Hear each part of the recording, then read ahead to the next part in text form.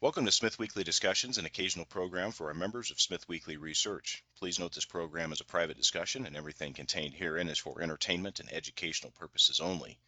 With that, we hope you're in a comfortable position, along with your favorite beverage, to enjoy the discussion. We remind our audience to examine our show notes attached to each of our shows to better understand how our program functions. Before we get into our discussion today, we want to say thanks for questions coming from our audience of SmithWeekly, including Paul M., Todd W., Ryan S., Jackie A., and Sean M. On the program today is a returning guest. Mr. Ron Hochstein is with us. Ron is the president and CEO of Lundin Gold. The company is operating the large-scale Fruta del Norte underground gold mine in southeast Ecuador. The company also has a significant exploration grounds surrounding the Fruta del Norte complex. Lundin Gold is listed on the Toronto Stock Exchange under the symbol LUG, as well as the U.S. OTC markets under the symbol LUGDF. Ron, it's a pleasure to have you back on the program. Welcome. Oh, thanks very much. It's great to be back. Yeah, it's always a pleasure to talk to you, Ron. It's good to talk to good people in the sector that are doing a great job out there, and you're certainly one of those guys. Well, thank you. Appreciate it. Got a great team, that's for sure. So, Ron, I'd like to start off here with just the general gold market. Give me your thoughts on where we are in this cycle on the back of course, bottlenecks in the industry with respect to the ability to bring on new mines, the financial debacles unfolding really essentially by design, but also further uncertainties with things like the Russia-Ukraine war and the likelihood of further escalation there. What are your thoughts on the gold market at this point? We think we're in a rising gold market, and we're really looking forward to 2022 and into 2023. And for that reason, to literally put our money where our mouth is, we had a gold prepay facility that had 10 quarters yet to pay into, which was roughly about 10,000 ounces a quarter. And we made the decision at the start of this year to pay that back in full right now. So we spent 208 million approximately to buy that back. So essentially brought it forward. And because we really truly believe that we're in a real strong gold market. When we did that, ideally we would have been able to do that when gold was at 1600 last year, but unfortunately we didn't have the cash at that time because we were paying our inaugural dividend. But we did it at the end of the year. Gold was around 1800 or so, and it's paying off. It is paying off now for us. But there's all the factors you raised, the issues around the gold market. There hasn't been a lot of new discoveries, that sort of thing. I think the other aspect is there's so many other things that are factoring into it. Gold is one of those unique commodities. There is simply supply and demand with jewelry, but the central banks right now are buying gold at levels that have never been seen before in history, because there's that desire to get back to having that secure asset in very uncertain times. And then just the investment side of things are starting to look back at that. As many fund managers have that golden rule, is you should always have 10% of your fund in gold, and whether that's gold equities, some even say it should be in gold, period. We're seeing that a lot more too as well, which I think there's just a general feeling that given all the issues around the U.S. dollar, where's that going? The war in Russia and Ukraine, as you mentioned, financial uncertainty, even China, Taiwan, where there's just so much uncertainty right now, and people, where do they go? They want to go back to gold. Yeah, well said. And definitely you layer on this regulatory issue and environmental issue with respect to developing mines globally now. Sure, we can shuffle aside the heavy duty red tape that you would get in, say, I guess a late stage nation, really, Ron, to put it more straight, compared to even jurisdictions now that are developing jurisdictions and even the challenges with respect to permitting new mines in these jurisdictions. And I think that also has layered on a whole nother level of, man, we're depleting so quickly here and there's nothing new coming online. That's another issue that's layered into this. So yeah, interesting times. You've got breakouts on the gold price in all major currencies except for the US dollar. As you said, central banks are buying gold, with the exception of course, the folks at the Federal Reserve in the US. Really interesting period of time that we're living in here. Yeah, no, there's so many factors right now that you can look at many things. So you try to keep poking your balloon, right, to see are you just having that balloon keep raising and raising, or something going to pop it? But every time you try to poke it, you just see, well, no, that's not going to have a big impact. And the other thing that you just raised is about new mines. We were able to be successful here in Ecuador. There were two mines that came forward, one an open pit, one an underground. And being underground certainly helped. But I've started to see, and some of our team have started to see, this whole issue about open pits and moving forward with open pit mining. And, there's just mining, people don't realize how much they need mining. I think we still fight that as an industry, and we need to communicate better. But yeah, it's not going to get easier before it's going to be harder. One more item here just on the bigger market, Ron, before we move into Lundin Gold. As you know, there have been more large transactions pending in the sector recently. Newmont looking out to take Newcrest. And then, of course, you've got the Glencore Tech dilemma, not exactly in gold, but nonetheless a major transaction. What are your thoughts on increasing M&A activity with the majors looking to consolidate? Well, there's one of particular interest for us, which is the Newcrest Newmont transaction, because as I'm sure you know and your listeners know, Newcrest is one of our major shareholders beside the Lundin family. The Lundin family owns 27%, Newcrest owns 32%. So obviously we're watching that transaction very closely. For Lundin Gold, we see that only as positive. Either we're going to take the opportunities we don't believe based on what we're hearing. We haven't been told, seen it in black and white, or been told either by Newmont or Newcrest that we are not part of the longer term plan for the combined entity. We have to be planning for that though.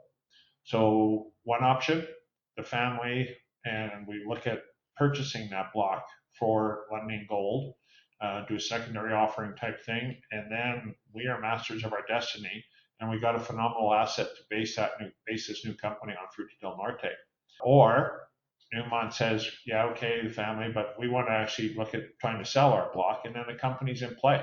And so you talked about a lot of M&A activity having, I think some people say, that Fruta del Norte probably is still one of the few tier one assets out there today in a single company, with 500,000 ounces, close to 500,000 ounces a year of production. We saw thing the other day of operating costs in the industry. You can count on one hand the number of operations now with operating costs less than $1,000 an ounce, and all in sustaining costs, not operating, all in sustaining. And so we know that there's probably more selling opportunities than buying opportunities. But again, that said, we also want to look at growing. So yeah, we're busy, and we're certainly looking at what can we do to control our destiny in the event of the Newcrest Newmont merger. And it sets up a number of things, which I'll come back to this topic a little bit later when we wrap up the podcast. But the cornerstone nature of this asset and a platform that it offers any company, and I'll come back to tier one in a moment, and really breaking into that tier one by another set of standards there at Barrick, but I'll come back to that. But yeah, I mean, the M&A in the sector here, potential for this company to move down its own path, as you say, control its own destiny. Of course, there's the other way around where the company could look to be potentially sold, which I'll come back to that as well. But it's a great setup, Ben. And then on top of that, you guys are not the marginal producer. The cost profile is absolutely impressive. And thanks to the team and the work to keep escalation off your back, it's really looking quite good here. And I think the share price is definitely starting to reflect that a bit. So good on you for that. Why don't we move into Lundin Gold here directly and give us a brief operations update, including production goals for the year, development milestones you expect to hit, and any other items, Ron, on your mind regarding operations. Yeah, you bet. So we've announced our Q1 production to date, and it was just over 140,000 ounces, and much better than anticipated because we ran some higher grades and recoveries were better. But we're still, focusing on our guidance for the year of between 425 and 475,000 ounces. It is an underground operation, so you're going to have some variation in grade as you go through different parts of the ore body. And our guidance for the year in all-in sustaining is 870 to $940 an ounce. The team at site, we just continue to focus on operational excellence. So, we've gone, the plant was originally designed for 3,500 ton per day, which when we started up in November 2019, we went to 4,200 ton per day. We operated at that and realized that through 22 we can do a bit more. So 23 onward, right now we're looking at running at 4,400 ton per day, and doing the engineering right now to go to 5,000 ton per day.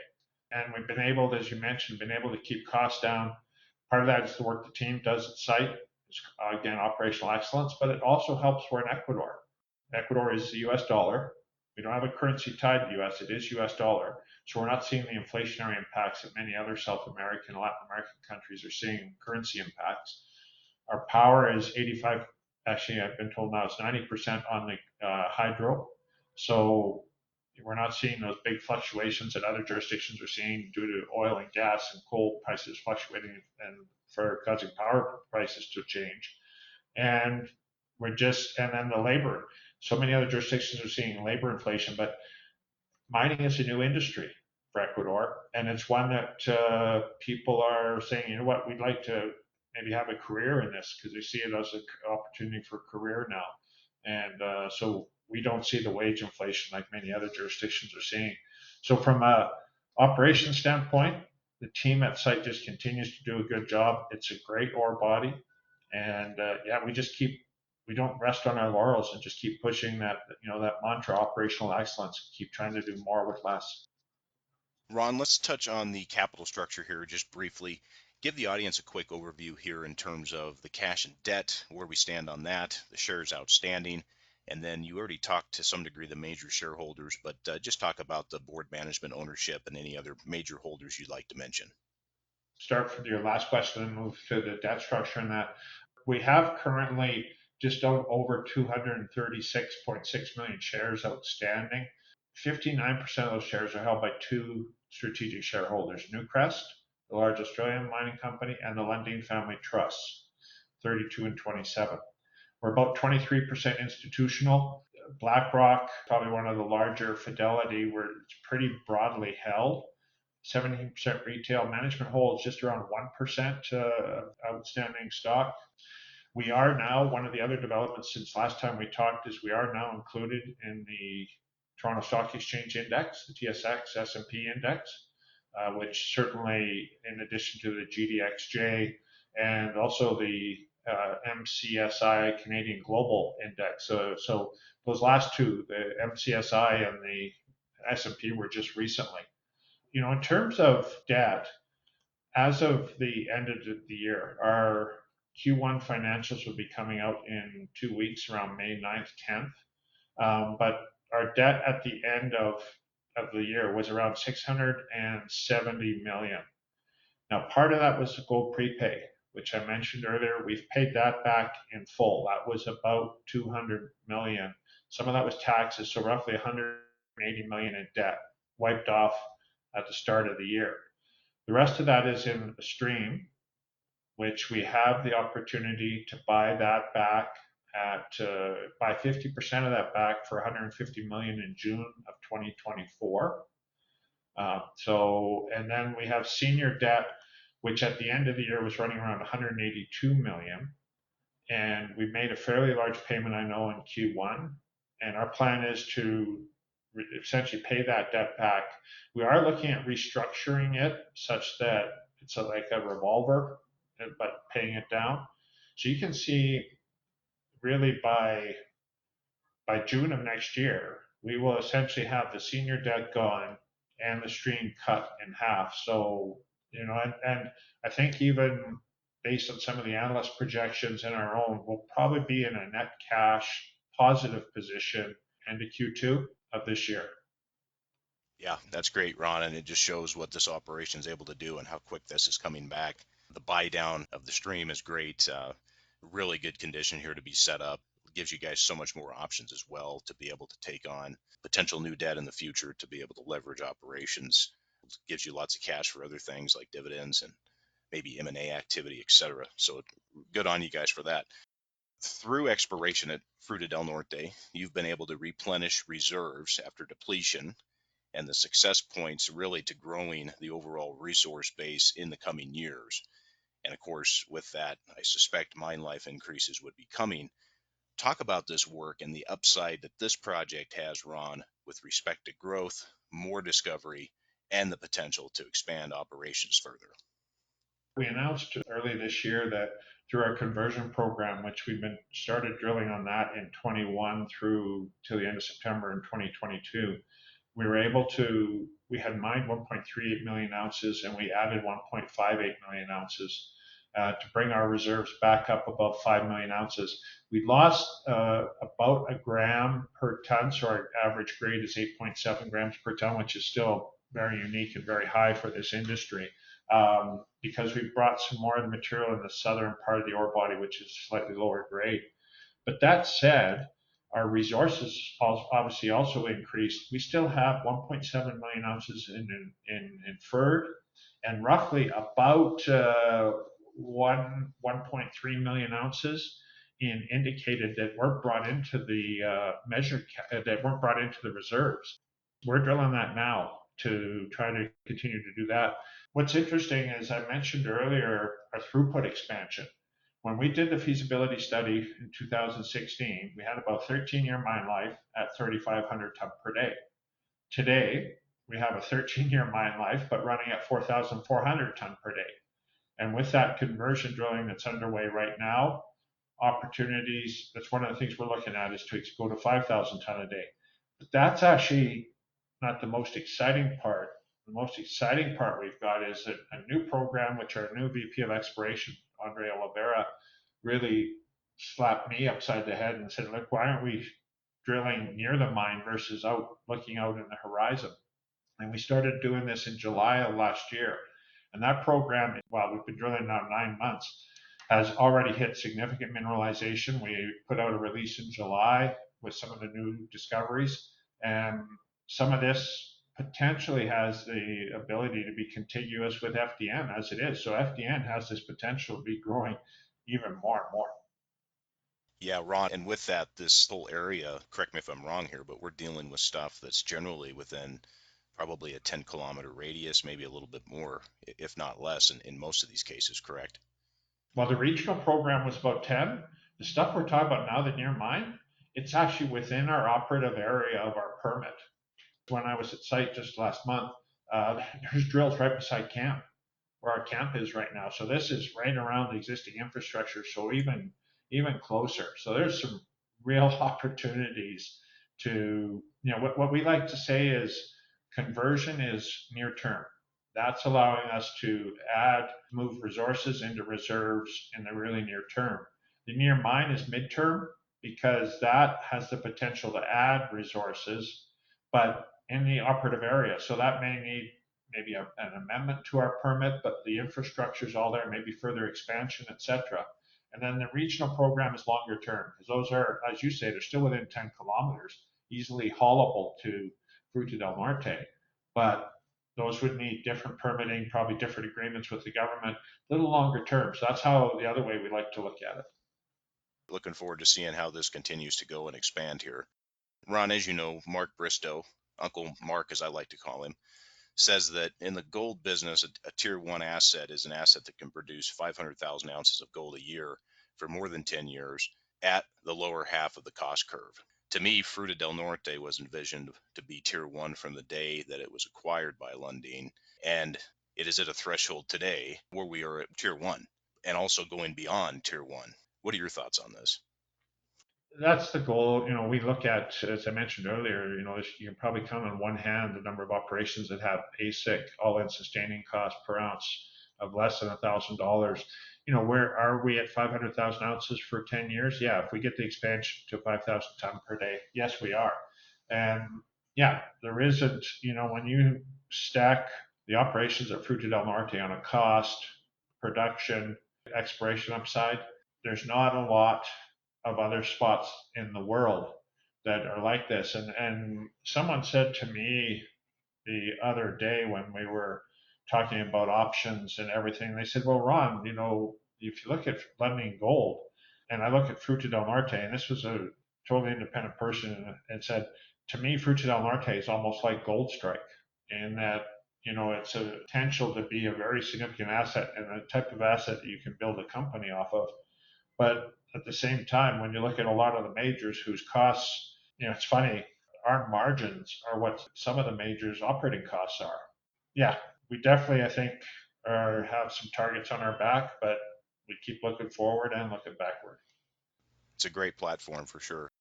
As the rest of the debt gets wiped off the books over the next year or so, Ron, what are your thoughts on stabilizing that dividend to a consistent rate to really attract another class of investor out there in the markets who look for those stable dividend payers, but also are folks that are oriented towards natural resources? They see the thesis with respect to gold.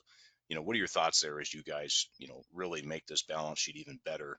Thoughts on that dividend and maybe the consistent nature of a dividend? What you're saying is with what we actually did do. When we announced, I think it was probably around this time last year, that we were considering a dividend policy. We could see that. So we talked to a lot of investors. Is it a fixed dividend with a variable component? Should it be 100% variable or should it be fixed? And a lot of investors, told us, you know what? We prefer fixed dividends because we can plan on that. So we made the decision. We set our dividend policy at 100 million annually. So we set our dividend policy such that at that time our yield was market leading. We're still, even with the rise in share price we've seen lately, we're still one of the higher yield dividend stocks, but fixed at 100 million. So we've now switched to quarterly dividends. Our first dividend was set where we said was going to be semi-annual. Now we've switched to quarterly, so 10 cents a share paid quarterly.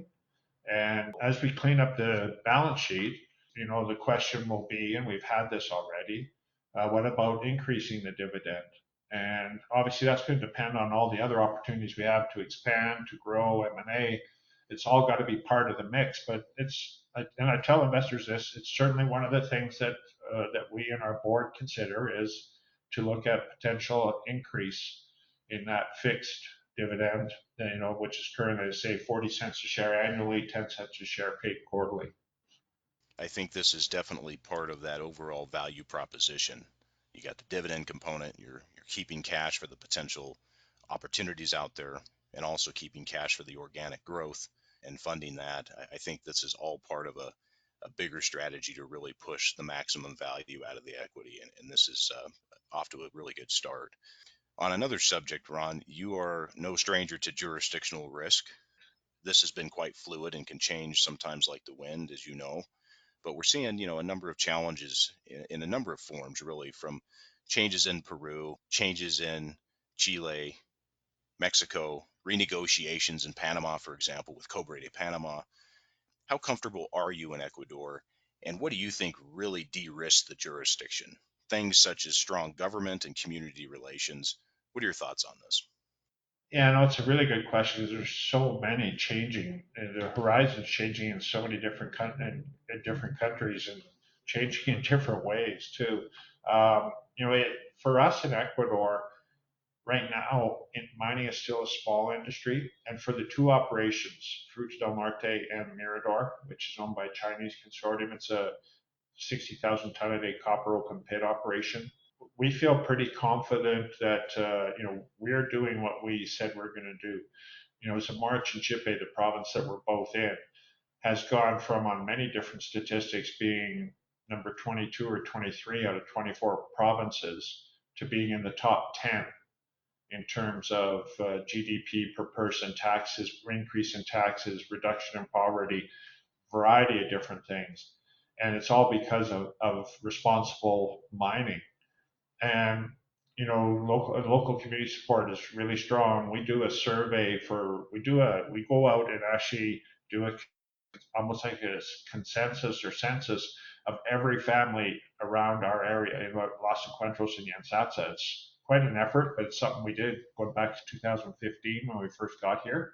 So we've got a really good track record of how we're perceived and also things that we could be doing better. All those things we take it to try and learn from it.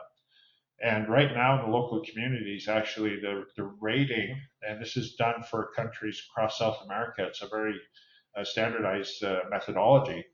Chile, which had the highest rating, was 0.56. and the rating for mining in Los Encuentros and Yansatsa, which is around the areas, towns around Fruta del Norte, was 0.63. It was higher than even what's considered to be one of the best mining jurisdictions in South America. And so we got strong local support.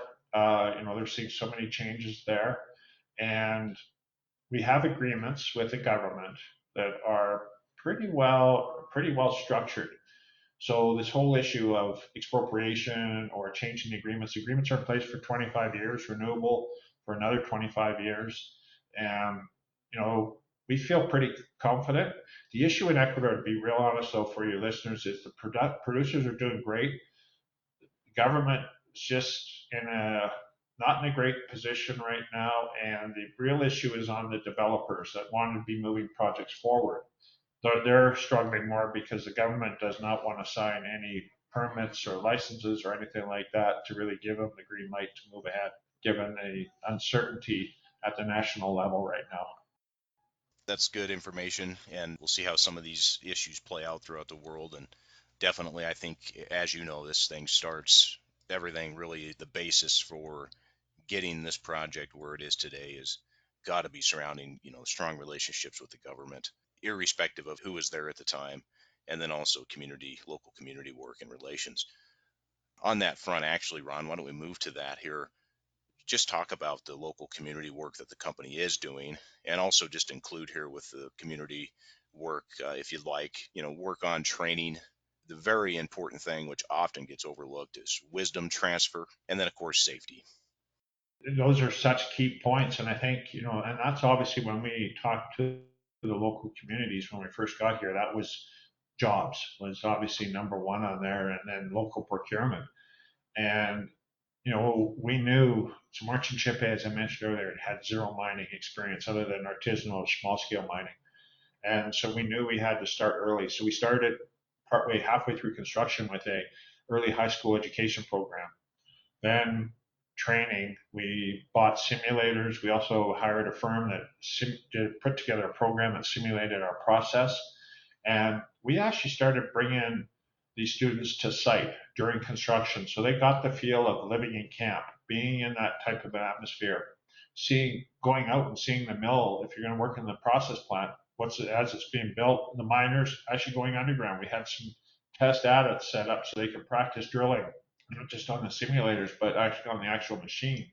With that program, I think we had 283 that graduated from that program, and 260 of them are working for us now today. All of those are from rings 1 and 2, which is Los Encuentros and Yansatsa. I talked to some of those young people now, and they have careers now, whereas before they didn't know what they were going to be doing with their lives.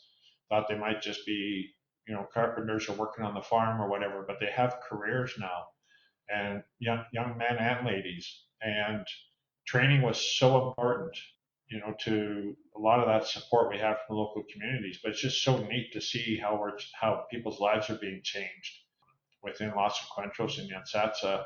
I had the pleasure of meeting one of the young ladies that went through the program, and said, "My kids are so proud of me." She's a truck driver underground. And another young lady who's actually operates a jumbo drill. And I've heard some of our senior guys and expats say that she's probably one of the best drill operators they've ever seen, period. And yeah, it's just really neat to see how people's lives are being changed. But you're right, training was so important. So currently, 50% of our workforce is from the province, 90% of our workforce is from Ecuador. That was critical to us going forward. That's got to be very satisfying, Ron, to be able to do that, and just fantastic, those statistics there that you mentioned, all Yeah. of the local hiring. And You did ask about safety. It's something I don't like to talk about a lot because I'm very superstitious. um, but our team at site in the operations, exploration unfortunately did have a medical incident, but operations just recently crossed 4 million hours worked without an incident. So that's with a lost time, but also no medical incident for 4 million hours worked. If we were in the United States, Canada, Australia, where you've got very established, MSHA and all the others, OSHA and all the others, our team at site would have been receiving significant recognition of that. And we're all really proud of everything they do at site. But again, to have that focus on health and safety in a place where mining wasn't known and they're doing jobs they never thought they would be doing, and to have reached that milestone, it's great. That's an interesting one, and I'll try not to digress too much on this, but I think it's a reflection of not only the programs put in place and the team that's here, but also just the mindset of the community, the health of the community, and these things that really relate to this record. And then people have to ask, well, how can you be so productive and have such a good safety record? And I think this points back to what I just said, because it's certainly not a government regulatory body that's doing this. And I'll reflect back to the US for a moment. You can have all the rules in the world and look at the status of, safety records there, or even the societal health, for example. This is great, and this should be a model that even advanced economies, if you will call it that, should look at. There's entities that I know of and work with in the United States that these people can barely get out of the office because they've got so many meetings and so much red tape to cut through, Ron, in a given day, that by the time all the meetings are over with, the workday is over. So Yeah, let's yeah. let's sorry to digress on that, but this is a great record. No, no, it's actually brought some points I hadn't thought of before, because I'd worked, and when I was in the uranium space, we had mines in Utah and that M shop. And you're right, sometimes, and I look at our programs that our team has put together at Fruta and what we had at MShaw. I would take any day what the team has put together here now and take that back to those mines in Utah, and I think we'd have a hell of a lot better performance. Absolutely agreed with that. And I'll try not to digress further here, but even some of these agencies in the U.S. now pressing the agendas of other agencies, which is a whole nother level of problem that has really come in over the last few years, which is sad. I won't go into particular agency names on this, but yeah, it's really, really troublesome. And so this is really good to see such high production, good health and mindset of people, great safety record, and you guys are just firing on all cylinders in this regard. Let's touch on another issue here before we wrap up, Ron. Coming Yeah. back to mergers, partnering, acquisitions. As you know, the company is a single asset, single jurisdiction business, but of course, I'll point out of high quality. Organic growth, along with the potential for M&A, is part of the strategy at the company. Ron, share what you can here, but will the company be looking within the Americas? Will it remain in Ecuador as Ecuador focused? Because right now, the sector still has juniors to some degree who are valued really in a counter-cyclical fashion still. What are your thoughts on this subject? In terms of Ecuador, our focus is on organic growth. And we've got such a great land package that we picked up in the original acquisition that's where our focus is. And Andre, our new VP of Exploration, kind of smartened us up a bit too. And I'm really happy with the strategy that we've got there now. Now, many people have asked us, say, "Well, look at what you've done in Ecuador. Why wouldn't you take that competitive advantage and go to other projects?" But it goes back to the other point you made about single country. Even though we feel like we got great agreements, we've got good relations with the government, local communities, and everything, we still know that that can change, and we're better off to look elsewhere. So our focus is on North and South America. We will look a little further afield, but I would say Australia, Africa, Asia are kind of off the map. We are maybe looking at some things in potentially in some other jurisdictions, but really focused on North and South America. Ideally, a development project, because that, what the team did really well with the construction of Fruta del Norte. Quite happy to go into some more challenging jurisdictions in Eastern, there are challenging jurisdictions even in North America, but in South America, because I think we could go into some of those and show what we were able to do here in Ecuador. Yeah, and then there's not a lot of opportunities out though, because as you say, fruit is a great asset, so it's challenging. We can't grow for the sake of growing. It's got to be accretive. So it's a bit more challenging, but the key for us is to be patient, be smart, creative when we're looking at things. What can we do maybe? And we've got good opportunity with the cash flow we're generating and that sort of thing that we can be maybe a bit more creative and just continue to look for the right opportunity. You covered that well. I think definitely the sake of M&A for the sake of M&A, if you will, not going to do it. It's got to be something that actually is truly value enhancing and it really fits the company. And then, of course, you guys have a high bar set already with FDN. I mean, it's going to be tough to find things like that. Looking for tier one development projects, that's going to be a tough one. Obviously, there's a value considerations there as well. But you and I could probably have a separate conversation, more private, about those particular what assets those might be. But anyway, I appreciate the Yeah, comments there, and let me just follow it on, Ron, with just one other, just to flip it to the other end of the spectrum. Obviously, the company is very attractive to a major at this point. Would a takeout transaction be entertained if the price was right? absolutely. Lucas, who unfortunately lost last year, always used to tell me, he said, Ronnie, never get wed to assets. The for sale sign's always in the front lawn.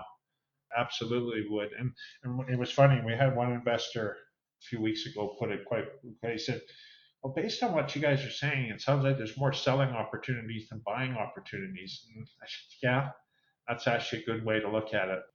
Yeah, I think investors, your listeners and that, don't have to be worried that you've got a case here where management gets wed to these assets and we won't do something just because we want to continue to be part of it. It's value's right. Yeah, we're definitely for sale. Ron, any plans to upgrade the U.S. listing to, say, the NYSE Amex over the next year or so to really further improve market access? Because I would, of course, wager that, the U.S., while it has its problems, the stock market there, the capital markets are the largest in the world. What do you think about a potential dual list, higher level in the U.S.? Yeah, we've talked about that. We are dual listings. We're also in Stockholm, given the Swedish background of the Lundin family, et cetera, and the Toronto. We've talked about it, but at this point in time, I think we're more focused on, now that we're in the TSX index and others that we're seeing the liquidity. We have a number of very large institutional investors. We're not too sure of the benefits right now. It's something we continue to look at, but we're not sure about the benefits right now. And quite frankly, I'd rather myself and our team, we focus on growth and what more we can do here. And we'll continue to look at it, but it's not, I would say probability is probably low that we would do that at this time. Fully understandable. And of course, folks, if they really want the company, they're going to go find it. And if it's on the TSX, so be it. We're over in Europe. Ron, look, I appreciate the time. If there's anything else, please add it in here. But for potential investors who are listening in, Lundin Gold has a market capitalization of about 4.4 billion Canadian dollars. Why should the company be considered in the institutional, family office, and retail investors portfolio?